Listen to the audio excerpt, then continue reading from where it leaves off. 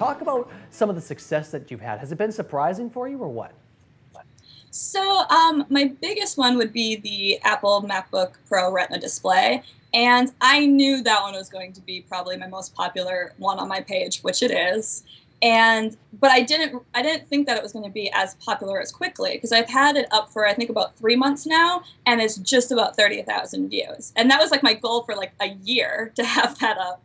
And so I'm hoping that I'll get more views with it. And then I'm going to do a review on the iPhone 5. So that should be out in a couple of weeks. I'm sure people will probably enjoy that as well. Now, one of the things I really want to talk to you and ask you about is kind of your approach, because your approach is much different than what you see on some of the big name blogs that are out there. A lot of people out there really will kind of just say, okay, well, here are some of the specs, here are some of the great things, and here's some of the things I love about it, which for, the lay person like me, don't understand it, doesn't make sense at all.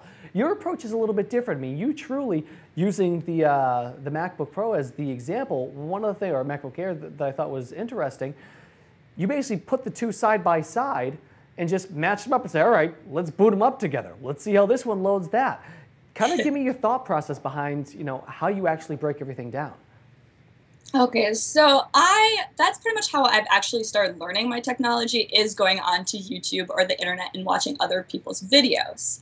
I was not enjoying a lot of them because they are like that monotone where they just kind of break down the specs and they just talk about it, but they don't show you. And I'm an actress and writer, so like I'm like a filmmaker, so it's like I'm all about visual. And I thought it would be more interesting. So I figured, if I'm going to do a MacBook review, I'm going to put them completely side by side. Whatever I'm talking about, I'm going to show you so you don't think I'm either pulling your leg or you can figure out what one will be better for you. Because the older generation MacBook Pro is still a great computer. But also, the Retina is awesome. I love it. That's what I use. But I wanted to compare both of them, and then whoever is watching it, they can figure out for themselves what computer would be best for whatever they work on.